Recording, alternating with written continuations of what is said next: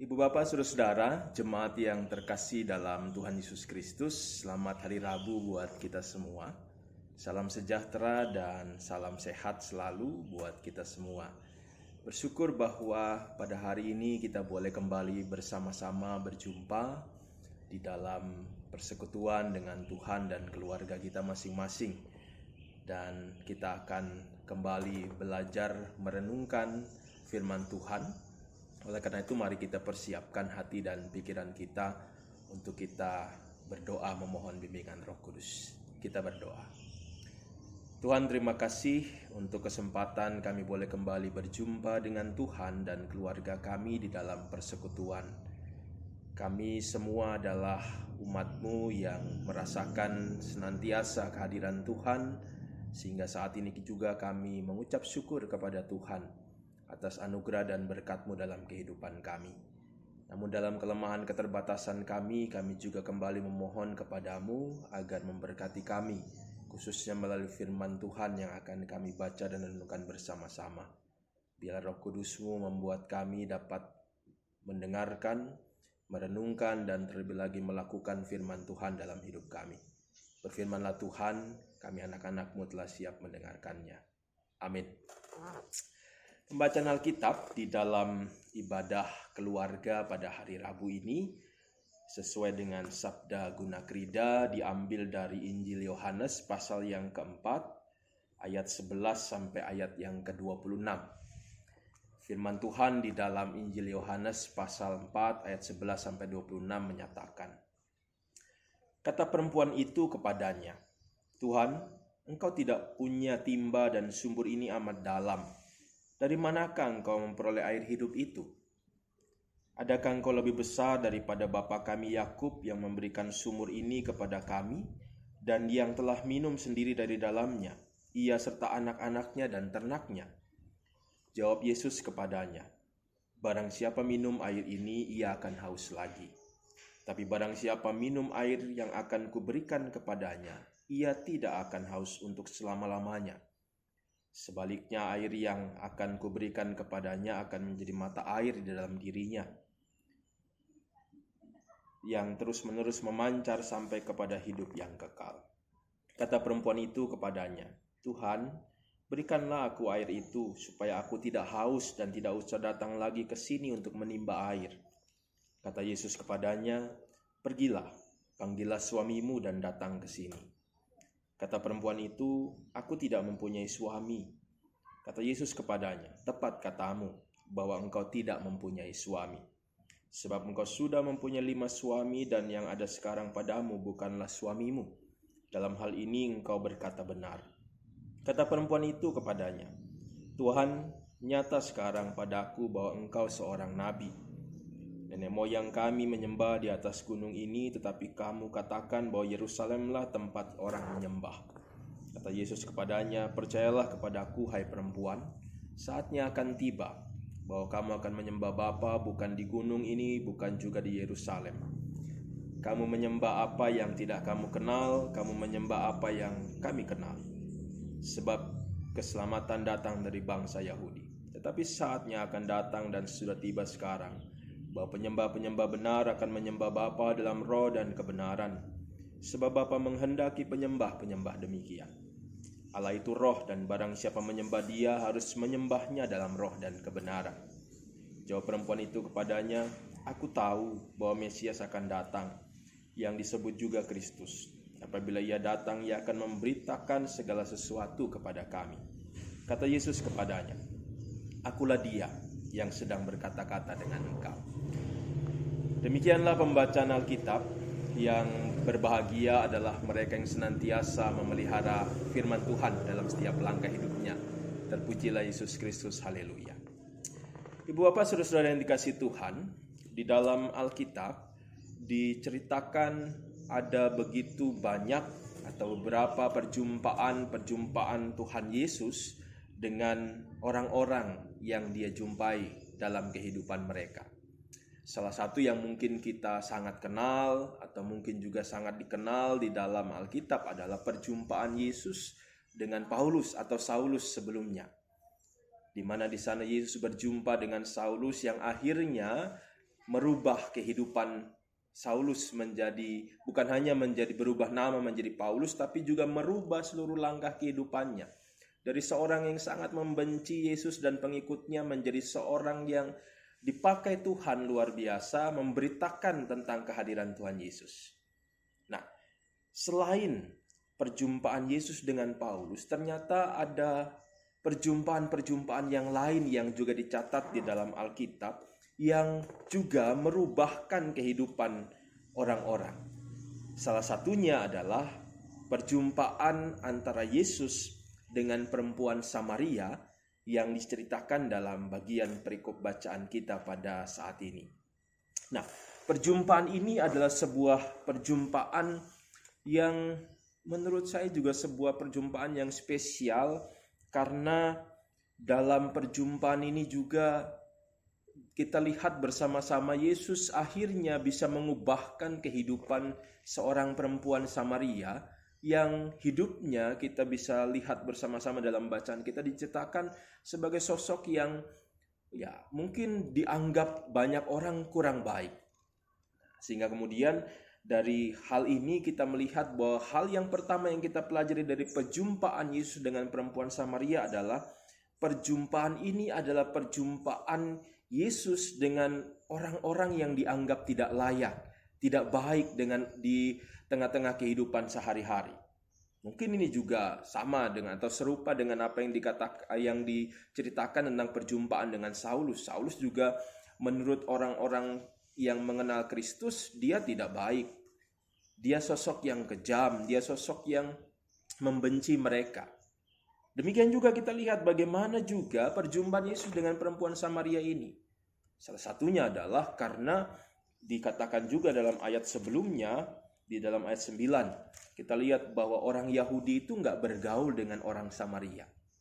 Jadi ini berkaitan dengan kisah yang dikatakan dalam perjanjian lama tentang perpecahan kerajaan Israel menjadi Israel Utara dan Israel Selatan, yang kemudian juga terus-menerus terpelihara sehingga permusuhan antara orang Yahudi dan orang Samaria itu terus-menerus terjadi.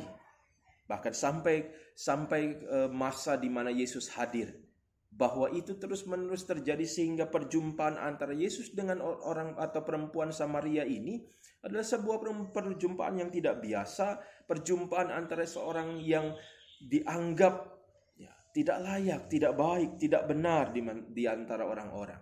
Apalagi kemudian sosok itu adalah seorang perempuan. Nah, ini juga yang kemudian digambarkan oleh murid-murid Yesus di ayat 27 dalam pasal 4 ini, saat mereka mempertanyakan kepada Yesus, kenapa harus berjumpa? Kenapa harus ngobrol? Kenapa harus bicara? Karena ini bukan sesuatu hal yang biasa buat mereka. Orang Yahudi biasanya kalau jumpa orang Samaria nggak mau, menyapa saja nggak mau, mungkin lihat saja nggak mau begitu. Tetapi kita lihat bagaimana Yesus memperlihatkan bahwa kehadirannya bukan hanya buat orang-orang Yahudi, bukan hanya untuk orang-orang tertentu atau suku atau kaum atau bangsa tertentu, tapi kehadiran Yesus adalah buat semua orang, terkhusus bagi orang-orang yang dianggap tidak layak, orang-orang yang disingkirkan, orang-orang yang dianggap tidak baik dalam kehidupan sehari-hari. Nah, yang kedua, dari perjumpaan ini kita lihat bahwa terjadi perubahan dalam kehidupan sang perempuan Samaria itu. Tadi saya sedikit menyinggung bagaimana konteks kehidupannya. Secara lebih jelas mungkin kita bisa lihat di dalam ayat 18 di dalam bacaan kita. Dikatakan bahwa perempuan itu sebelumnya punya 5 orang suami. Ya, saya mungkin tidak bisa menyimpulkan kan, tapi sebagian para penafsir mengatakan bahwa dia pernah memiliki suami tetapi kemudian diceraikan. Nah, ini kan bukan hal yang mudah, bukan hal yang juga baik dalam kehidupan sehari-hari, baik bagi orang-orang pada masa itu, bahkan sampai saat ini. Seorang perempuan yang diceraikan 5 kali oleh suaminya, tentunya ada hal-hal yang mungkin dianggap kurang baik. Karena memang posisi seorang janda, apalagi diceraikan itu kan bukan hal yang baik. Karena biasanya dalam tradisi perjanjian lama, bahkan juga perjanjian baru orang-orang Yahudi, orang bisa bercerai hanya karena perzinahan. Jadi artinya ada kemungkinan bahwa perempuan ini hidupnya memang tidak benar, hidupnya tidak baik. Sehingga kemudian dia harus diceraikan oleh kelima orang suaminya, dan bahkan bukan hanya 5 orang suami, dikatakan juga dalam ayat 18, ada seorang laki-laki bersama-sama dengan dia yang bukan suaminya. Ya, artinya dia hidup bersama-sama tanpa ikatan. Ya, bisa saja orang mengatakan ini karena pengalaman, trauma menikah sehingga kemudian tidak perlu menikah. Tetapi kan tetap saja dalam pandangan umum ini bukan hal yang baik. Jadi kita lihat bagaimana kehidupan sang perempuan yang biasanya dianggap kurang baik, tidak benar di mata masyarakat, dilayakkan Tuhan untuk berjumpa dengan dia.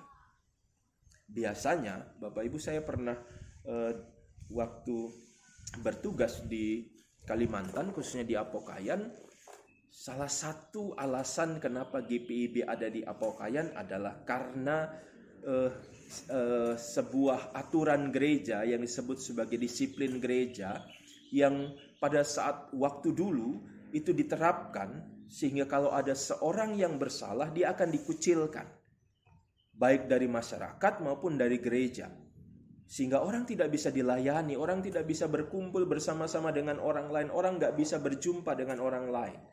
Dan inilah mungkin juga jadi salah satu alasan kalau kita lihat dari ayat yang pertama pasal 4 diceritakan perempuan ini mengambil air di siang hari, bukan waktu yang ideal buat mengambil air.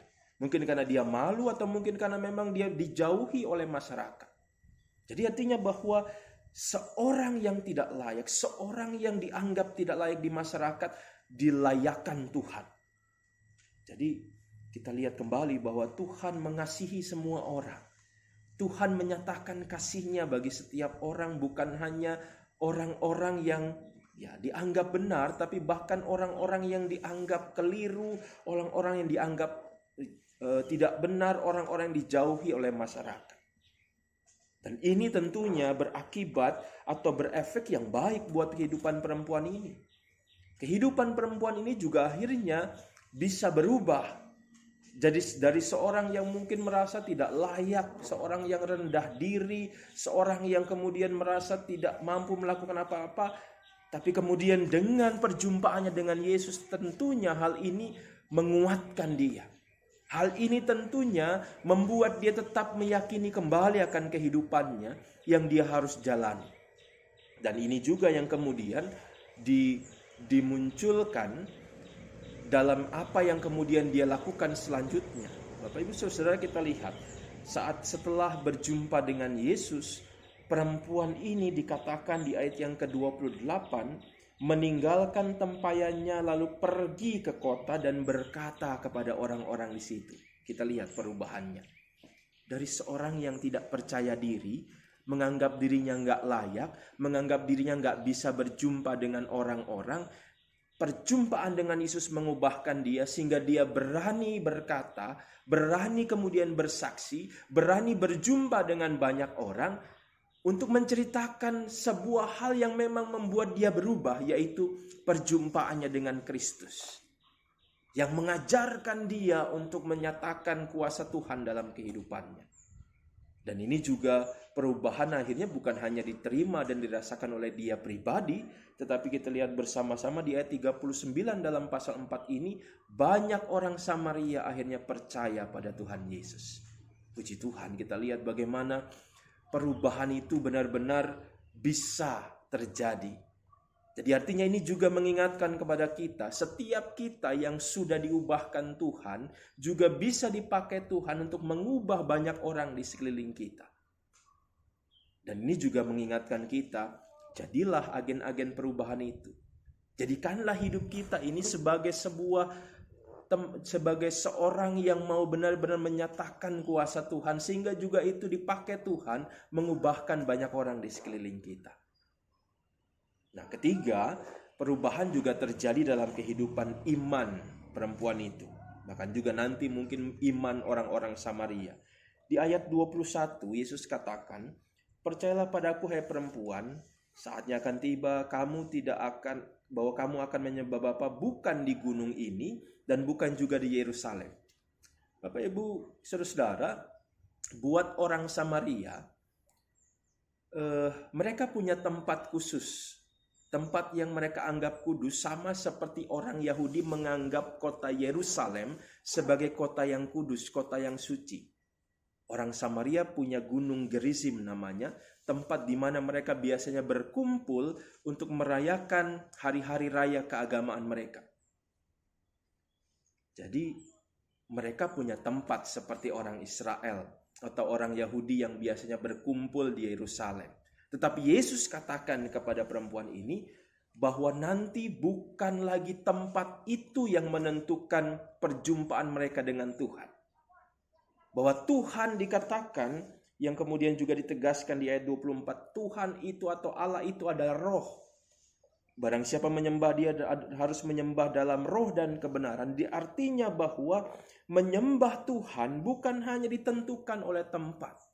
Menyembah Tuhan bukan hanya ditentukan oleh lokasi, tapi menyembah Tuhan bisa dilakukan di mana saja, berjumpa dengan Tuhan bisa dilakukan di mana saja, karena Tuhan juga bisa ditemui atau dijumpai di mana saja. Jadi ada perubahan pola kehidupan, pola pikir dan juga pola iman dari kehidupan perempuan Samaria dan juga orang-orang Samaria yang lainnya.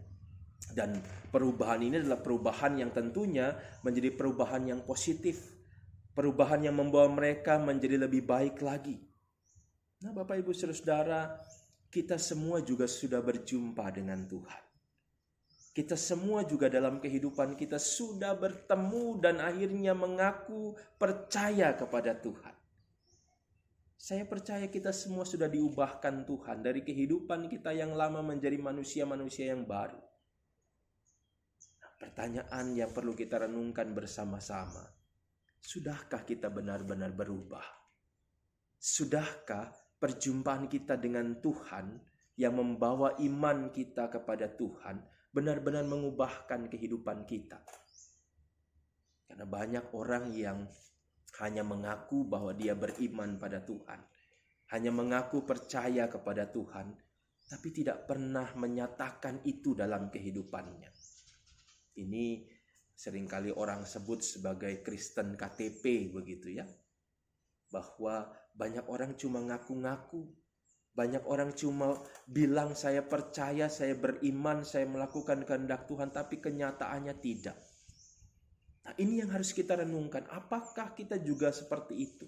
Atau sebaliknya, kita menjadi seperti perempuan Samaria yang diubahkan Tuhan, yang pada akhirnya juga bisa mengubahkan banyak orang di sekelilingnya, karena dia merasakan betul anugerah dan berkat Tuhan yang juga harus dia bagikan kepada banyak orang. Mari Bapak Ibu Saudara, kita belajar dari firman Tuhan hari ini. Kita merenungkannya dan biarlah ini juga memberkati kita sehingga kita juga bisa jadi saluran-saluran berkat Tuhan dimanapun kita berada. Amin. Mari kita berdoa. Kami datang mengucap syukur kepadamu ya Bapa. Engkau sudah memberkati kami melalui perjumpaan kami, bahkan juga melalui firman Tuhan pada saat ini. Firman yang mengingatkan kami untuk juga menyadari perubahan yang sudah kami alami dalam perjumpaan kami dengan Tuhan, juga harus kami nyatakan dalam hidup sehari-hari, dan juga kami bagikan bagi banyak orang di sekeliling kami. Tolonglah kami Tuhan untuk juga jadi saluran-saluran berkat Tuhan dalam hidup kami dimanapun kami berada. Lewat pikiran, perkataan, dan juga perbuatan kami terus menyatakan anugerah Tuhan dalam kehidupan kami masing-masing. Kami percayakan hidup kami ini kepadamu Tuhan. Dan biarlah kami juga senantiasa diingatkan untuk hidup sesuai dengan apa yang Tuhan kehendaki. Tuhan, saat ini juga kami datang dalam doa kami untuk menyerahkan kehidupan kami ke dalam tangan kasih-Mu. Berkati kami semua Tuhan dalam menjalani kehidupan. Engkau tahu setiap pergumulan dan tantangan kehidupan yang harus kami hadapi. Engkau juga mengetahui rencana-rencana kehidupan kami. Kami menyerahkan semua kepadamu Tuhan, agar Engkau sendiri yang terus melayakan kami, Engkau memberkati kami, Engkau juga memampukan kami menjalani kehidupan. Sehingga di tengah-tengah perjalanan hidup kami yang penuh dengan pergumulan dan perjuangan, kami tetap dikuatkan Tuhan untuk tetap terus beriman dan berharap kepada Tuhan dalam hidup kami masing-masing. Tuhan, kami juga teringat bagi persekutuan kami sebagai gereja yang Tuhan berkati. Tuhan berkati juga senantiasa keberadaan persekutuan kami, sehingga sebagai gerejamu kami juga senantiasa boleh bersekutu bersama-sama untuk saling berbagi kasih, saling memperhatikan, dan kami juga bisa menjalankan tugas melayani dan juga bersaksi, bukan hanya bagi diri kami, persekutuan kami, tapi bagi banyak orang yang ada di sekitar kami. Sehingga lewat kehadiran gereja Tuhan, maka kemuliaan Tuhan boleh nyata dalam kehidupan kami semua. Kami juga berdoa bagi bangsa dan negara kami, para pemimpin-pemimpin kami, Pak Presiden, Wakil Presiden, para gubernur, menteri, bahkan juga bupati, wali kota, dan semua pemimpin Forkopimda dan semua pemimpin-pemimpin kami. Tuhan, kami bersyukur atas keadaan bangsa ini yang semakin hari boleh semakin dipulihkan. Tapi kami juga senantiasa tetap berserah kepada Tuhan, agar kami juga tetap terus ada dalam keberadaan kami semua menjalankan tugas dan tanggung jawab kami, sehingga pemulihan yang benar-benar sempurna akan boleh terjadi dalam kehidupan bangsa ini, dan semua itu berasal dari Tuhan saja. Berkati semua yang terlibat di dalam proses pemulihan bangsa ini. Tuhan memberkati semua tenaga-tenaga medis, aparat TNI Polri, dan semua yang bertugas di garis depan. Tuhan berkati mereka dan keluarga. Dan kami menyerahkan seluruh kehidupan kami semua ya Tuhan ke dalam tangan kasih-Mu. Karena kami semua percaya dan beriman Kaulah sumber hidup kami yang akan terus memberikan yang terbaik bagi setiap kami anak-anak-Mu. Inilah kami Tuhan, anak-anak-Mu yang senantiasa boleh bersyukur atas berkat yang Kau berikan. Dan kami serahkan seluruh doa permohonan kami ke dalam tangan kasih Tuhan Yesus Kristus, Tuhan dan Juru Selamat kami yang hidup. Amin. Bapak Ibu, salam sejahtera, salam sehat, bahagia selalu, tetap bersyukur kepada Tuhan, karena Tuhan senantiasa ada dalam kehidupan kita. Tuhan memberkati.